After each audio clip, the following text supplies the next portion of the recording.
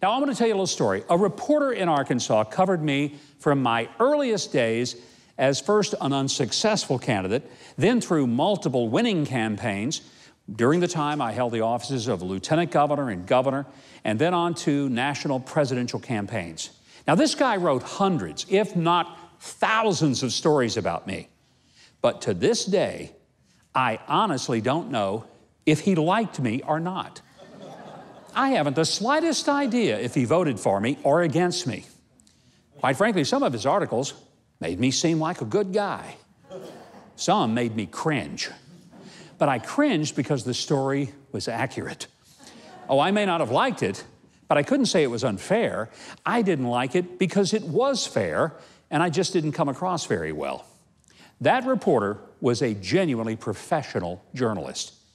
Now, when I read my own quotes in a story and it makes me mad at the reporter, folks, I wasn't quoted accurately or fairly. I mean, they're my words.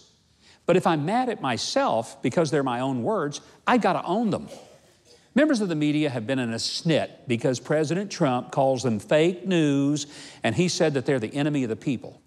Now, he has clarified that he doesn't think all the media are enemies of the people. His comments aren't an attack on the First Amendment. Rather, it's a pushback against the biased, elitist, advocacy-based reporting that stands in the way of real journalism. We need a free press, and we need one that's not afraid of anyone or anything, and a press that will speak truth to power. By the way, a responsible press is the watchdog of our Constitution and our great republic. But today, we've got much less a watchdog and more an attack dog toward conservatives or Christians. And then we've got a lapdog for liberals and those who hold people of faith in utter contempt. So, what does it even mean when we use the term free press? Here's what it means. It means that reporters are free to ask anything they want, and they're also free to write or say anything they want. That freedom has in no way been impeded by the president.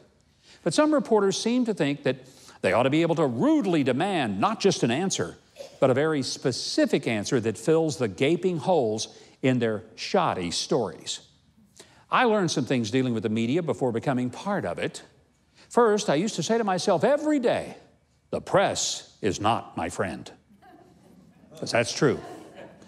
Folks, no one ever got a journalism award for writing a story that says, Governor Huckabee is a great guy and is doing great things.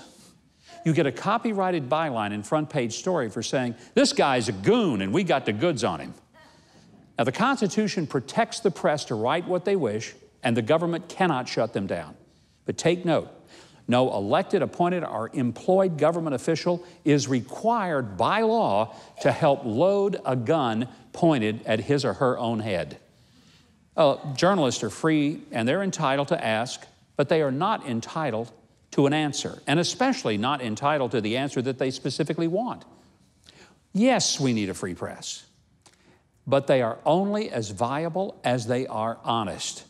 And when they are more committed to their own political biases than to objectively reporting the raw facts, they're no longer journalists. They're just political hacks. And if they pretend they're wearing a striped shirt and refereeing the game, but in fact, they put on a team jersey and start playing for one of the teams, they are not only enemies of the people, they are enemies to the very Constitution that they hide behind to attack and destroy the people they don't like or agree with. And that's my view.